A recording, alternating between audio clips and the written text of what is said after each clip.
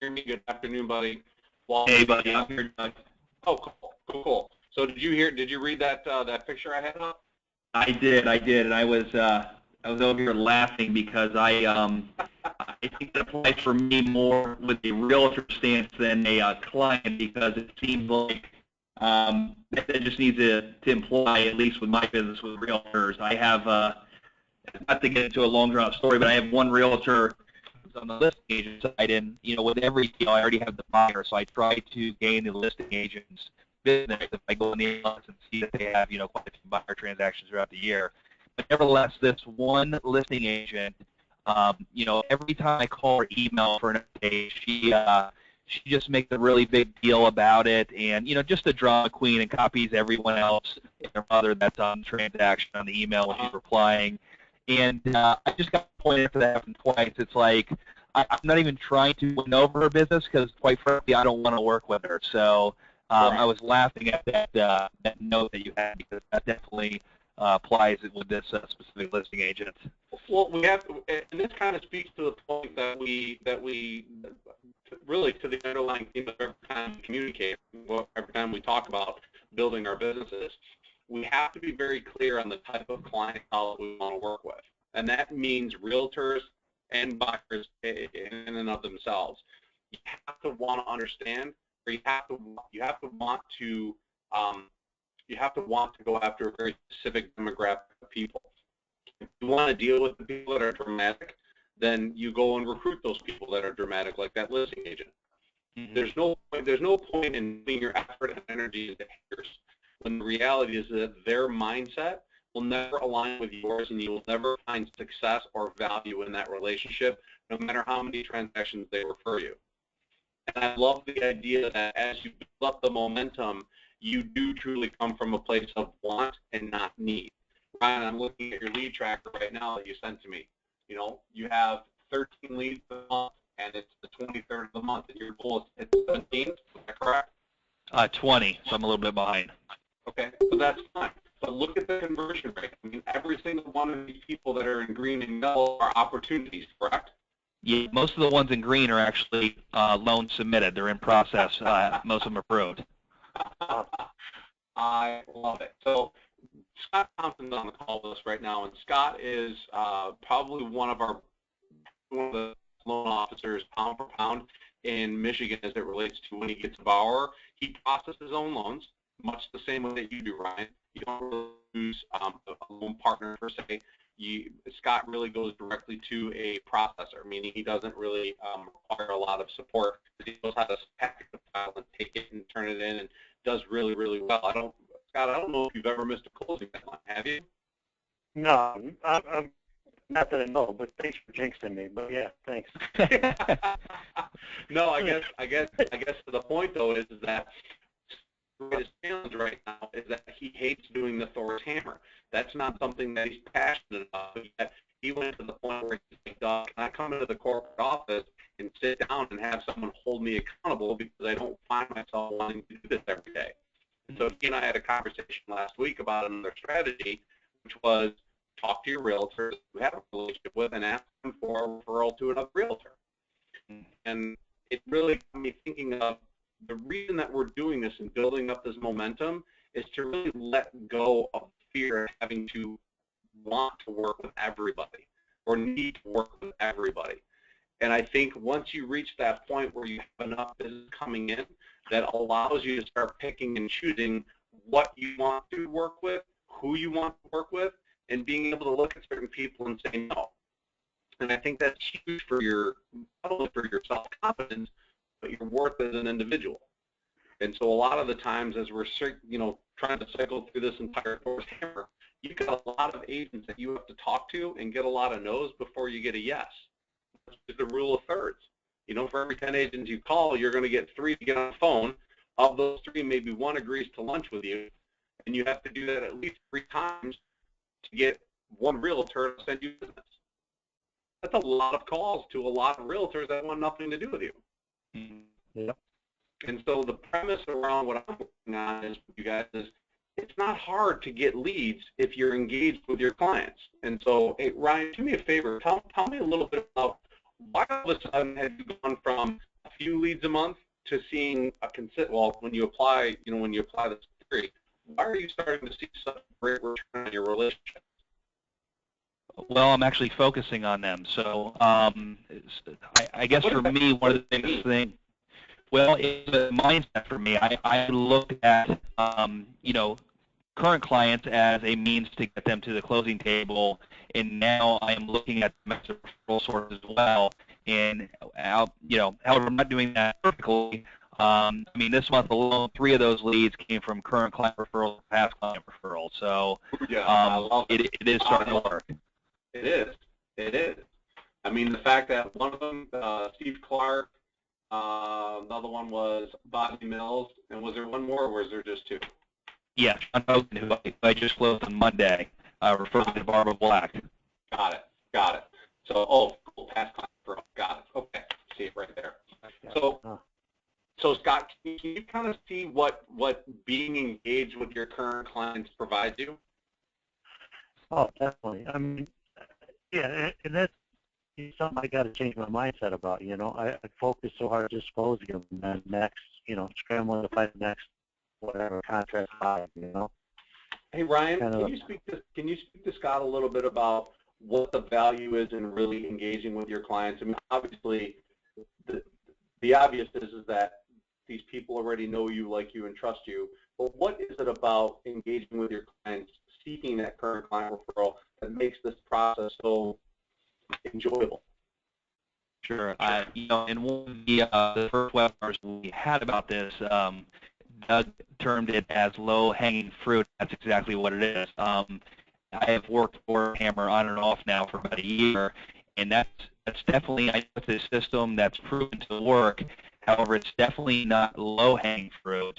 And on top of that, you do get a lot of hard no's from realtors, and people just tell you not to ever call again. And for someone like me, I don't want to say I'm a prideful person, but I think we all have a level of respect that we require, and you don't necessarily get that when you're making those type of phone calls. So when you're dealing with a current client who, you're hitting all your deadlines, and it seems like you do every single time, and you're offering that, utmost customer service to them, it's I found it's much easier to get a referral from that type of client, because you're working with them, you're speaking with them every day, you're doing what you're saying, and they're more than happy, at least the majority of them, to help you. And so my script with gaining current client referrals is by no means edged to the point where it sounds perfect, but I've done it enough times now where I can stutter through it,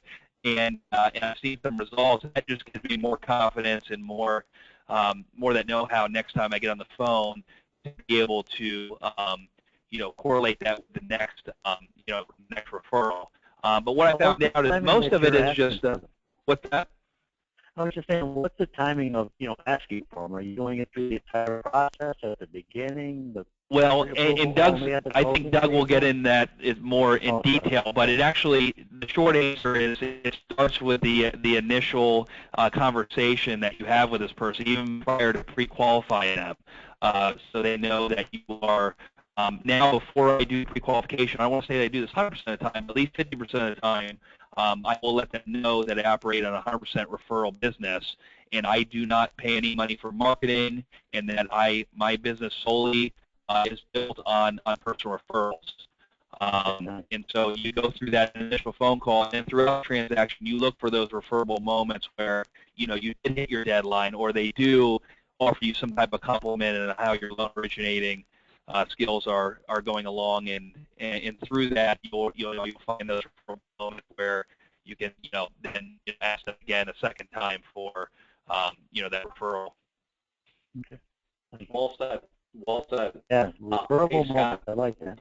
So the whole premise of the lead tracker, to kind of bring you up to speed and bring this maybe in full circle, is the reason that we use a lead tracker is because there is no game. You can't hide behind, I've got closings, therefore I feel really, really good. I remember Ryan had said in the beginning when he first started, he goes, yeah, Doug, you know what, I had 5 closings one week. I closed almost $1 million in loan volume. But then I realized I didn't have but 4 leads coming in for that week that really surmised my entire next month. And so it goes into the whole peaks and valleys of our industry. We're all excited about our business because we have closings, and we lose sight of what our job really is, and that is perpetually new business coming in or through our relationships. And so the lead tracker is designed to be looked at on a daily basis. I think, Scott, you said you do the same thing. But it really is done in a way where you're labeling it, the person that was referred to you, where the source is, the status of it, the phone number, who referred them, like a category, and then the number of calls it took, and then if it's a purchase or a refi. And the reason we do that is because statistically, you then are able to go back and look at your business as a whole and start elevating your thought process around, instead of just being a loan officer, treating your mortgage origination income as a business, and so looking at it like a mortgage practice. So I can go back to 2001 and see all the loans that I originated in 2001 because I use a lead tracker and a pay log, so I can tell you how much my income was and what seasons were good for me and what seasons were bad for me. But the lead tracker really is a hard document that tracks all the business that you were able to possibly get.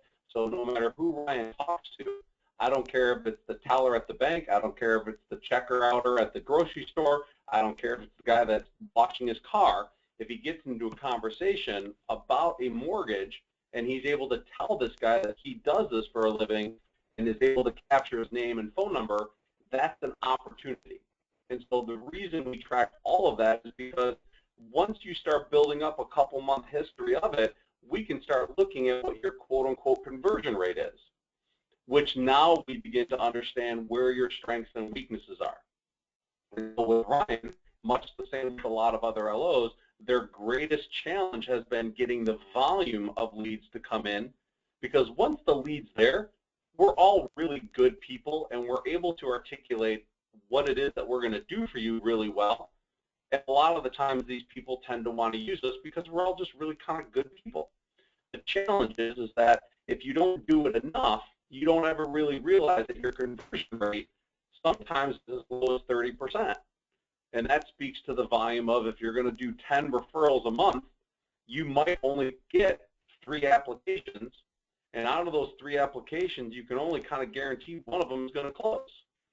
So then if you back into the numbers of how many loans want to close a month, Scott, you start realizing that in order to get the business that you want to be consistent, you've got to really get out there and generate a large volume of leads.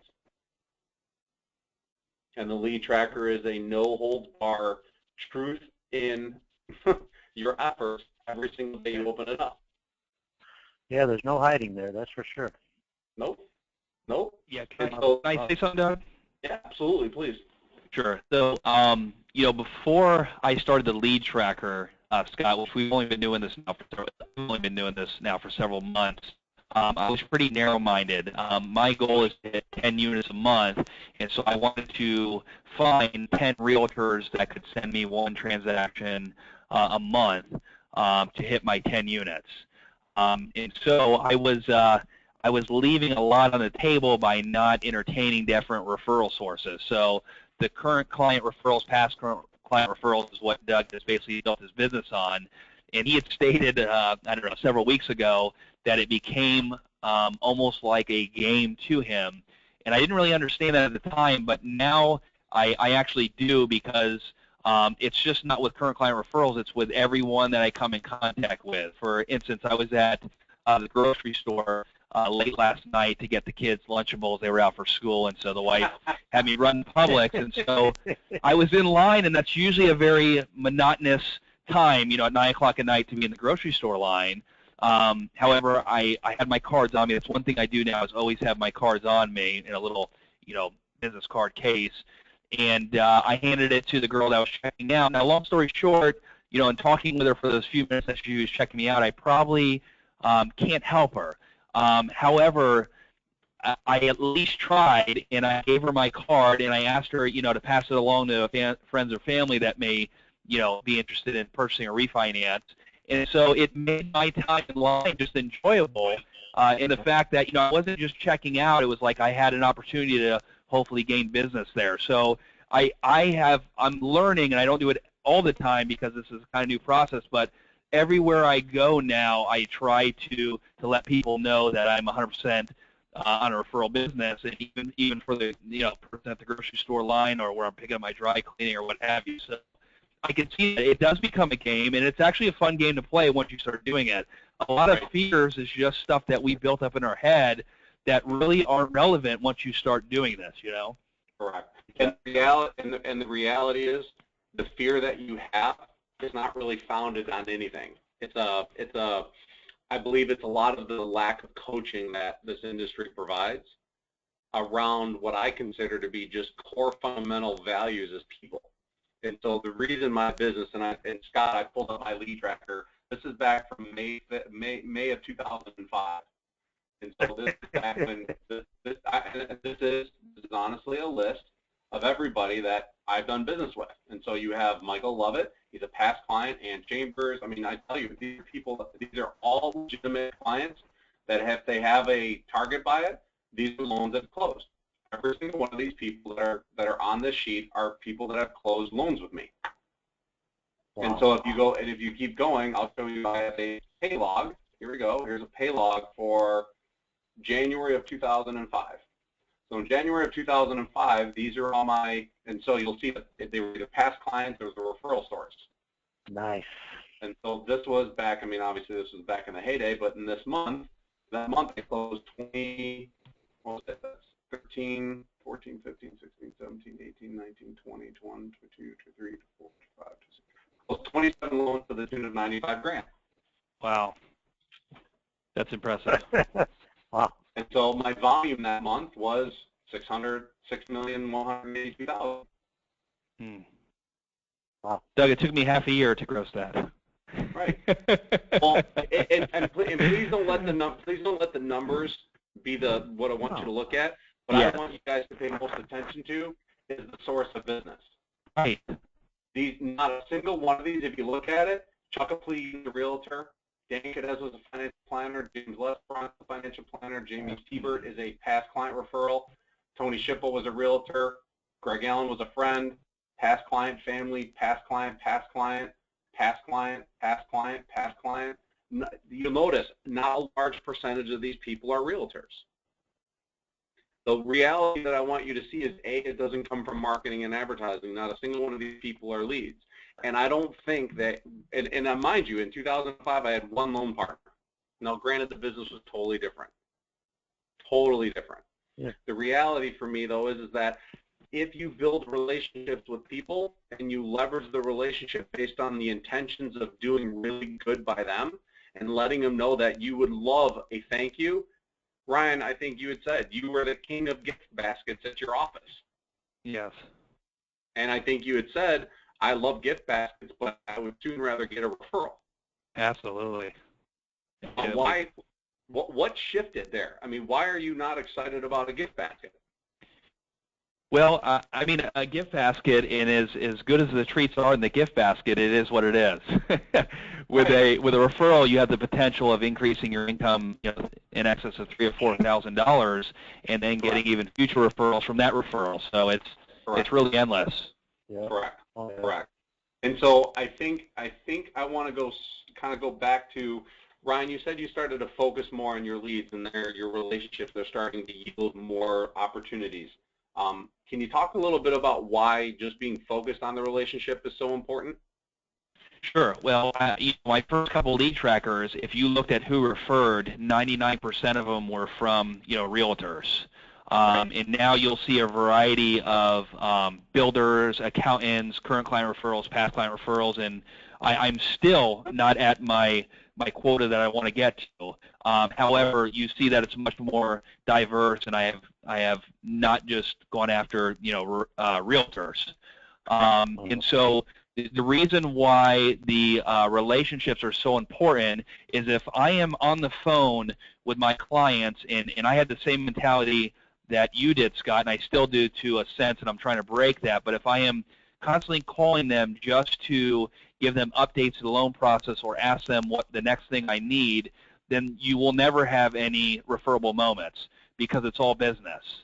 But if you get into the mindset that you're really, truly trying to create somewhat of a friendship with this person during the loan process, and I know that can be a little more difficult with your harder files, but if you can have that mentality that you are trying to create a relationship, at least I found I have a much greater chance of getting a referral from that person. Hey, Ryan, can I speak something real quick? Sure. I'm going to contradict you with that statement that you just made about the harder clients. Yes. I think the harder clients are the greatest opportunity that stand in front of you. And I'll give you let me just kind of map it out for you for a minute. Most of the people that come to us that have a difficult file, they already know they have a difficult situation. Is that a fair assessment? Yes. Most people that either come to you being self-employed, they have tax challenges, they have multiple businesses, they have had credit, difficulties, whatever the case may be, 9 times out of 10, it's not a surprise to them that their file is going to be difficult. At least that's been my experience. I've never looked at somebody and said, this is going to be a very tough file, and then go, oh my gosh, I didn't think that would be the case. I would thought mine would be easy. Yes. And so I think at that moment, 2 things happen when you talk about creating referable moments. When you come from a place of want, not need, you tend to come from a place of honesty and clarity much differently than you do when you come from a place of need. So case in point. So I don't have an originator's license anymore, and so I still get a lot of referrals. Well, recently I gave I got a referral from a very good past client of mine named Constantine. The deal that he had was extremely complicated. Multiple tax returns, and the list went on and on and on. It was going to be a complete and total challenge. Well, I referred it to a guy by the name of Jamie Benner. I get an email today from the client, and I'll pull it up here so you guys can see it. Where'd it go? Hey, Doug, just want to let you know that today I signed on my refinance. Jamie came through and did the impossible. There were a lot of documents as always, but to my surprise, the questions and what I needed to clarify was minimal. It was great working with him and Jen, his assistant. Thanks for sending him to me. Whatever he did to structure the loan, it worked out. Now I'm all set for my primary loan for a long time.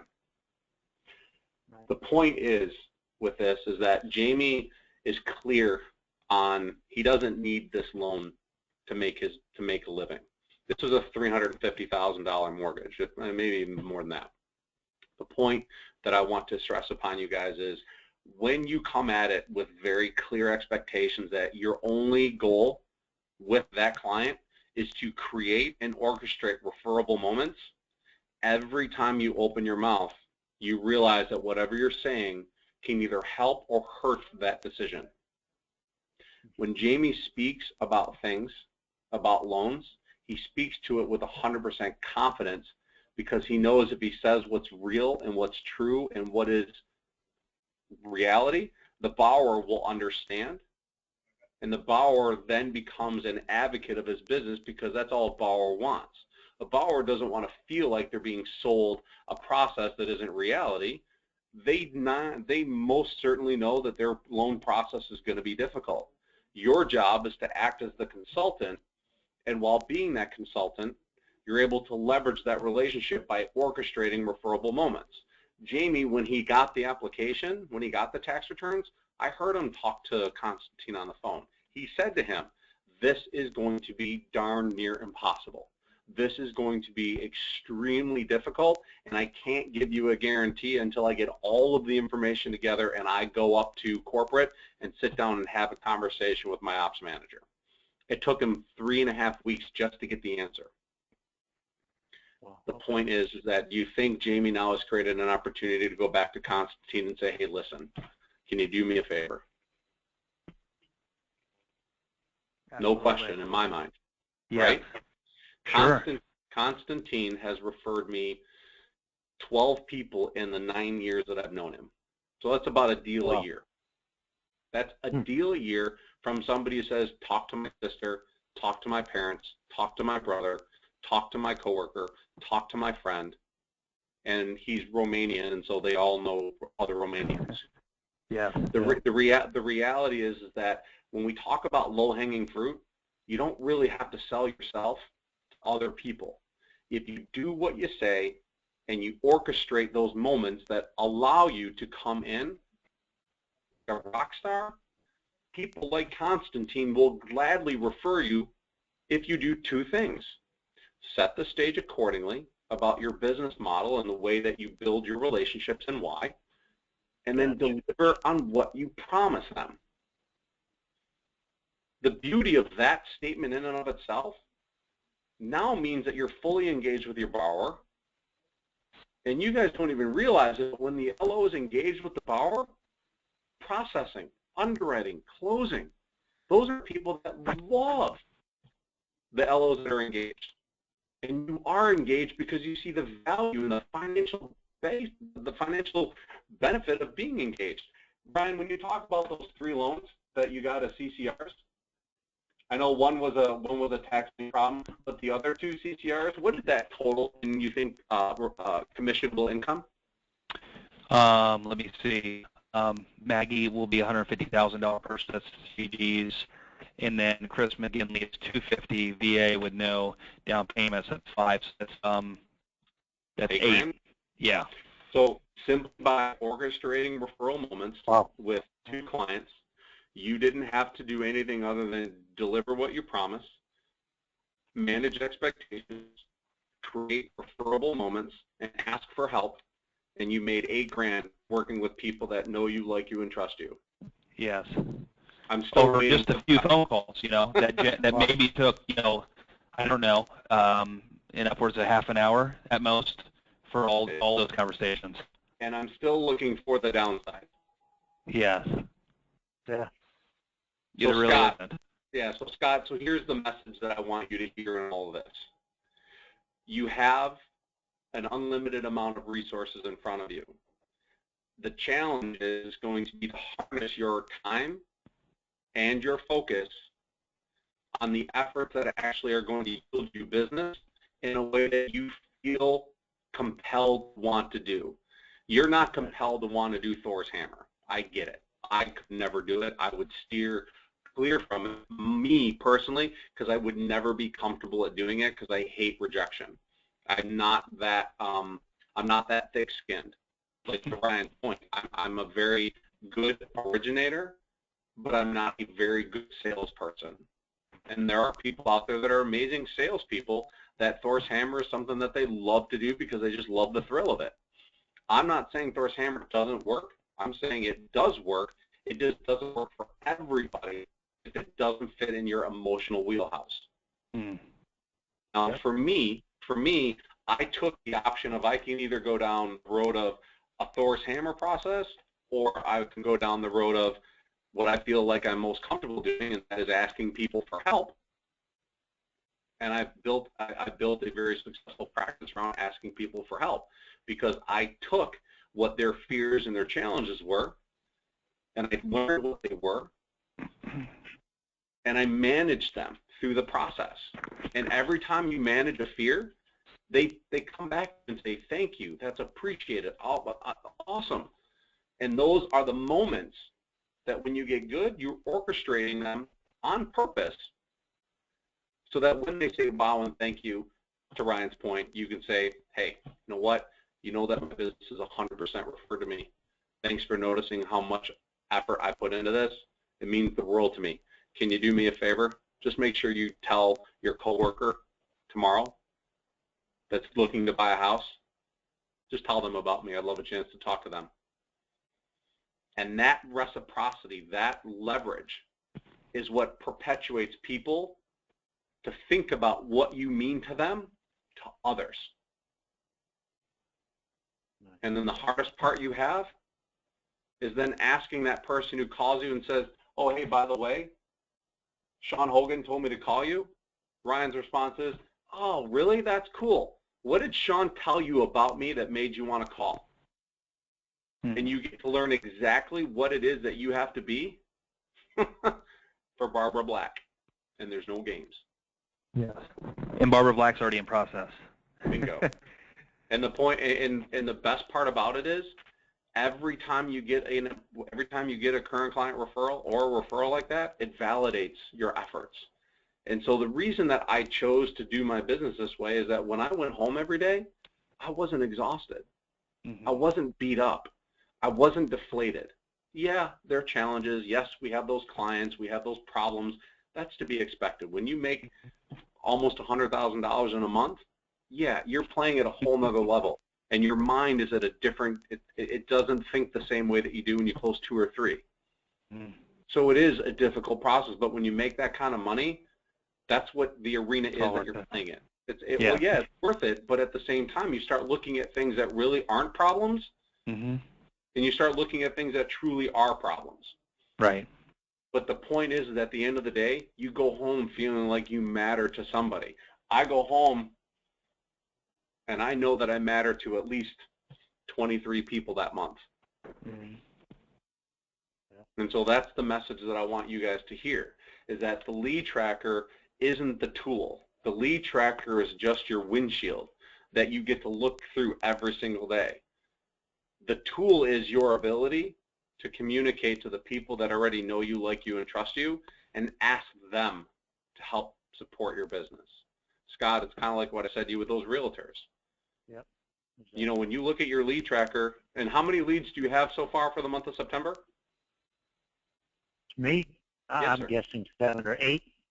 Okay, so 8. you're guessing. I can tell you that if you go up to Ryan at any point in time in any given day of any given month, he won't say I'm guessing at 7 or 8. He'll tell you spot on 100% that this is the number of his leads. And where they came from and where they're currently, yep.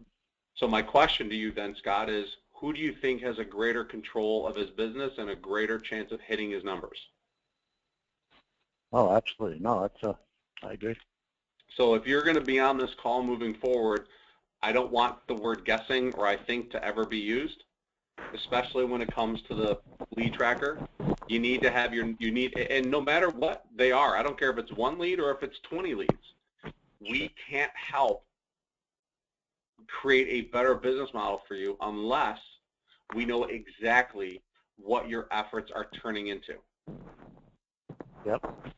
And so I want you, Scott, to do me a huge favor, and I want you to take a second and put together all the leads that you've gotten.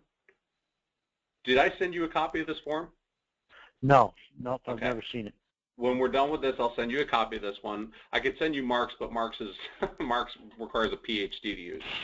I'll send you a copy of this one, but I want you to fill it out with your leads, and I want you to send it to me. And what I'm looking for from you is I want you to tell me between now and next Wednesday what your goal is as far as the number of leads that you want to get to the number of closings that you want to see per month. It's not going to be easy. I mean, Ryan's really pushing forward, but he had a month that was really good. He just, he slowed down. He got distracted with some personal things, and then he's back on track again. But the reality for me is that when he got off track, he felt it. He felt like he was off track, and I thought that was the coolest thing ever, is because it became ingrained in him so much so that he knew when he got off track, and he didn't like the feeling, but he knew exactly what he needed to do to get back on track. Is that a fair statement, Ryan? Absolutely. Yep. It absolutely is. And the coolest part about it is there is no more ambiguity. And the best part of what I can provide is the clarity on what your efforts are truly resulting in. And so the lead tracker, again, is just the windshield that you look through, and your ability to continue to evolve your conversations with your realtors and your clients, always seeking out that opportunity to get them to refer you, is really where the low-hanging fruit statement comes from. And I think it's low-hanging fruit because the thought of having to call 50 realtors a week, that seems like a really, really big mountain to climb every single Monday. No, it definitely is, and it's even trickier when you're in a smaller community. It is. You're hounding someone for 12 calls in a row, and you see them at a football game, and they're like, hiding with 7 other friends. Right. Nope. I'm completely and totally agree. Yeah. And so you have a telemarketer's mindset almost. You're that guy. Yeah. Yeah. Right. Right. So Yeah, Scott, telemarketers guidelines work when you're incognito, you're hiding somewhere in, the right, Philippines or something, not in your own right, community, right. Well, here's what Ryan and I talked about a week or so ago, and I'm really developing it to become a reality, and that is at some point you're going to see the value in current client referrals, and you're going to start getting some, and it's going to be consistent, and you're going to learn how to communicate. Once you guys have gone through the process with me long enough, I'm going to work with Scott, and we're going to hire a virtual loan partner or a freedom caller, somebody that would be capable of picking up the phone and cold calling all the realtors in your area and getting that freedom caller to set appointments with your agents. Gotcha, yeah. The challenge is that in order for us to feel like the loan officer has some skin in the game and can actually use that scheduler to their advantage, it requires you to become clear on the value that you bring to the table. It requires you to be clear on who you are as a loan officer and as an asset to that realtor. Anything that we do before we've had a chance to spend 90 to 120 days coaching, I think doesn't really give you a benefit. It actually just makes it where we are the pack mule and you get a free ride, and if it happens, it happens, but you don't have any skin in the game, as Ryan would call it. And so I think in a very near future, Ryan and I are going to be having a conversation about, are you interested in having a freedom caller call and schedule appointments with realtors, or are you liking the way that your business is right now and not having to go out there and sell yourself to new agents, because you're selling yourself to the listing agents and you're selling yourself to agents that your current client referrals are coming to you with, or some other way. But it gives you another benefit of learning what it is that we're trying to teach here through the lead tracker and current client referral processes. Nice, yep. I think it's a fantastic idea, Doug. I'm actually really looking forward to that day. Yeah, and I mean, I'm telling you. And not to, again, build the business solely on the realtors, but it definitely is good one leg of the stool. It needs to be one of the four. Absolutely, and your business can have as many legs on it as you want. I just have always been clear that my legs are my realtors, which probably works out to be about 23% of my business. My past clients were about 63 to 67% of my business, and the rest of it was my financial planners and attorneys and CPAs. But a large percentage of my business was my past clients, as you guys saw in that document. Mm-hmm. Yep. And that's because I was clear on what it was that I am to people. I'm not a loan officer who wants realtor relationships. I'm a loan officer who loves his clients and really advocates his business through them. And it showed. So, make sense? No, it's great. Like I said, that's something that I need to migrate, to have that exact same mindset. Right. Well, the migration part for me needs to happen soon for you. Oh, yeah. And so what I would challenge you on is this week, writing down the number of leads that you've gotten, and then I want you to be clear on what your target is. You got to have a goal. For the month of October, I want to know how many leads that you want to get. And Ryan and I and whoever else joins the call, we're going to hold you accountable to it. So every week we're going to know what you're doing. And then eventually you'll either commit like Ryan has and Mark has and some of the others, or you'll fall off because the reality of what your efforts are, it's just not, you're going to look at it and go, I can't do it. And I find that extremely difficult to believe that because of how good of a person you are and how well you know the business, that if with just a little bit of focus and realignment, it won't take you long. It just requires you to be consistent, and it requires you to let go of a little fear that you might have. Well, that's exactly where I'm at. So, good deal.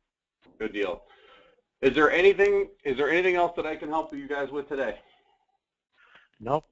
I appreciate both your time as far as including me on this.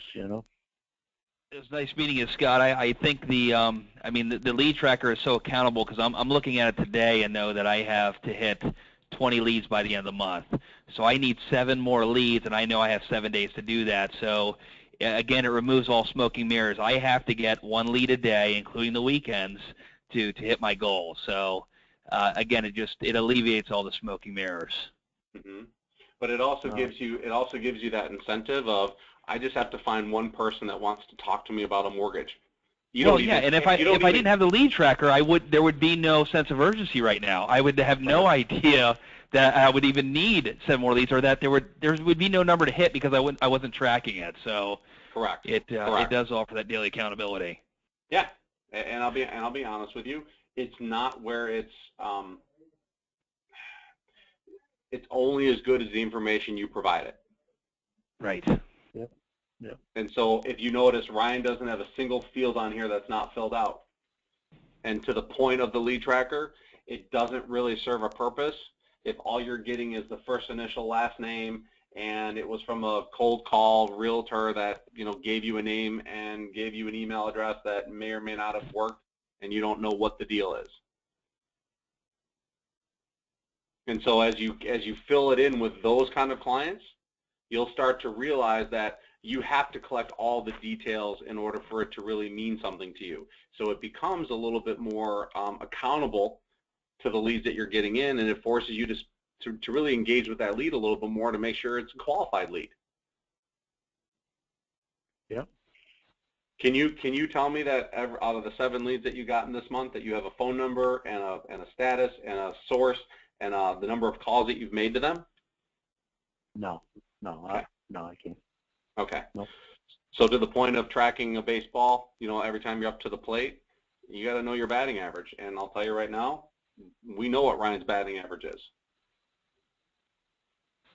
And so Ryan doesn't have to focus on, he doesn't have to focus on where to get his leads.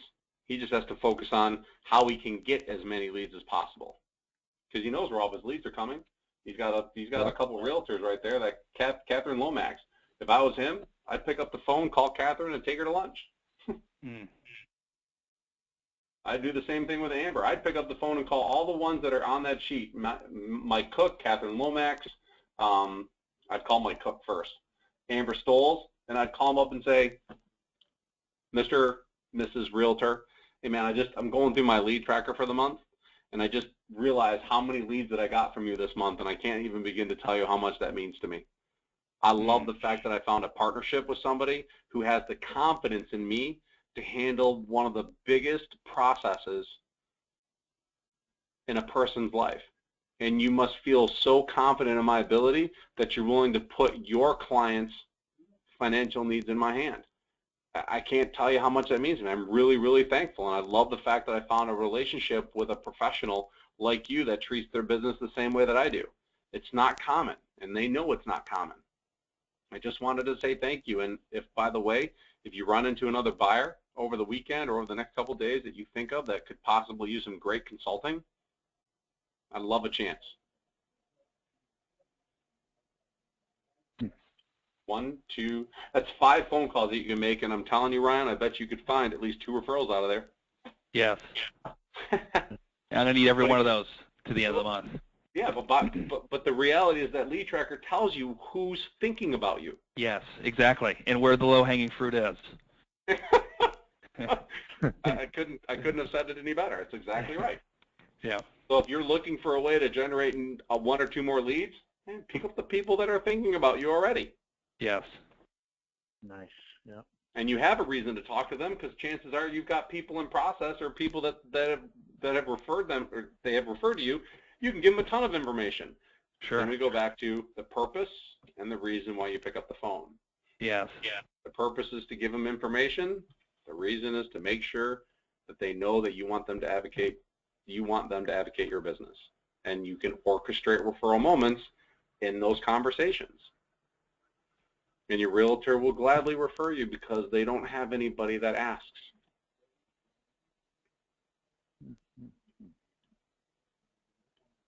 I like it. I like it, Doug. All right. I want to see 20 referrals, Ryan. There's no reason why you can't take these 13 and get at least a 50% batting average if every single one of these sends you a referral. Yes, you have my word. You have 20 by the end of the month, and they'll all be legitimate. Love it, Scott. Go look at all my credit report polls. I don't put fraudulent people in. Hey, Scott, I'm going to send you this lead tracker. I expect to see the details of what your goals are for the month of October by this time next Wednesday, if not sooner. And we look forward to having you on the call, and we're excited to see the growth that you're going to achieve out of this. Thanks, gentlemen. I appreciate it. Thank All right, you guys, very much. have a good afternoon. All right, You Doug. too.